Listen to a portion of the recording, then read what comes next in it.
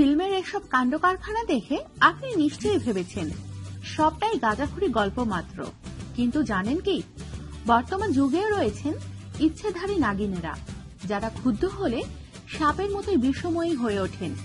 ইচ্ছাধারী নাগিনীর কাহিনী বহুবার শুনেছেন আপনি। নানা লোককাহিনীতে এদের উল্লেখ পেয়েছেন, দেখা পেয়েছেন নানা চলচ্চিত্রেও। ইচ্ছেধারী নাগিনী হল বিশেষ ক্ষমতা সম্পন্ন এমন একটি মেয়ে, যে কারো উপর ক্ষুব্ধ হলে বা তাদের আপনজনেরা কোনো কারণে আক্রান্ত হলে বিষময়ী নাগিনীর রূপ ধারণ করে।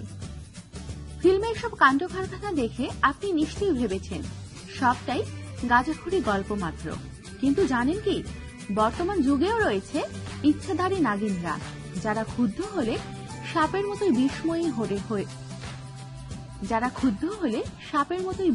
হয়ে ওঠেন।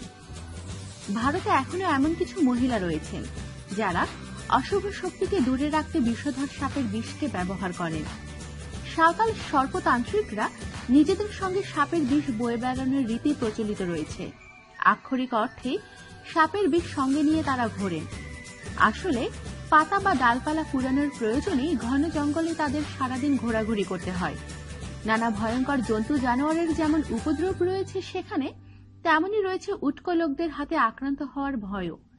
সে কারণেই তারা সঙ্গে রাখেন একটি তীক্ষ্ণ মুখ শলাকা, যার মুখে লাগানো থাকে বিষাক্ত সাপের বিষ। কোনো বিপদের মুহূর্তে আক্রমণকারীর দেহে তারা বিধিয়ে দেন সেই বিষাক্ত শলাকা। আক্রমণকারীর পরিণাম তীব্র জ্বালা, পঙ্গুত্ব, এমনকি মৃত্যুও। সাঁওতাল মহিলারা এই বিশেষ প্রয়োজনের কথা ভেবেই নিজেদের সংগ্রহে রাখেন বিষধর সাপ।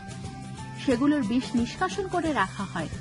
তারপর সাঁওতাল ওঝারা নিপুণ হাতে তৈরি করে নেন একটি তীক্ষ্ণ মুখ শলাকা।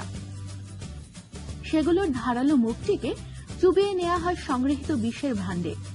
এমন কায়দায় তৈরি করা হয় শলাকাগুলো, যাতে সেগুলো তাদের মুখে ধারণ করতে পারে এই বিষ।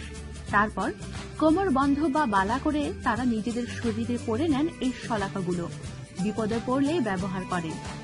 ইচ্ছেধারী নাগিনী বলে সত্যিই কিছু হয় কিনা সে প্রশ্নের উত্তরে বৈজ্ঞানিকরা অবশ্য নাই বলবেন, কিন্তু এই সাঁওতাল মহিলারা যেন আধুনিক যুগের নাগিনী কন্যা, যারা সাপের বিষকে ব্যবহার করেন আত্মরক্ষার কাজে।